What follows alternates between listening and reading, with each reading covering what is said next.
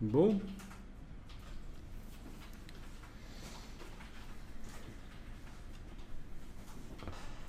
Alors, je travaille sur la première couche alpha. Ce qui est blanc dans une couche alpha, c'est ce qui sélectionne. Et donc ici, ce qui sera sélectionné quand je vais utiliser la couche alpha 1, ce sera le décor. Je vais donc inverser les pixels. Je fais un CTRL-I, ce qui correspond à image, réglage négatif.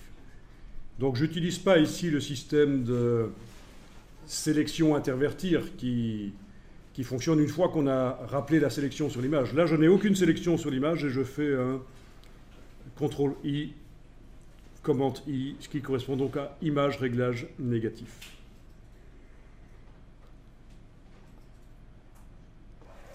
Donc la silhouette de la madame va être sélectionnée. Mais pour bleu copie, ben, c'est aussi les cheveux qui doivent être sélectionnés. Donc je fais aussi une inversion, un négatif.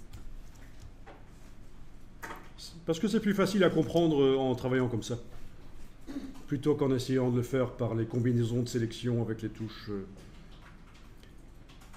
interversion, etc.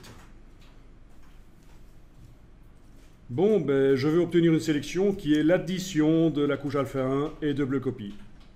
Ben, c'est facile. Je fais ici touche contrôle du PC, commande du Mac, je clique sur la vignette. La vignette.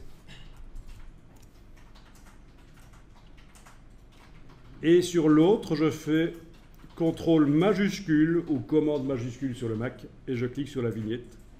Et ça va ajouter les cheveux. Et voilà. Voilà. Et si je veux, pour vraiment voir ce que ça donne, je peux mémoriser le résultat. Et on a bien une combinaison des deux sélections. On peut obtenir ça par le menu Image, Opération entre les couches. Mais enfin, dans Photoshop, on peut faire les choses de plein de manières différentes.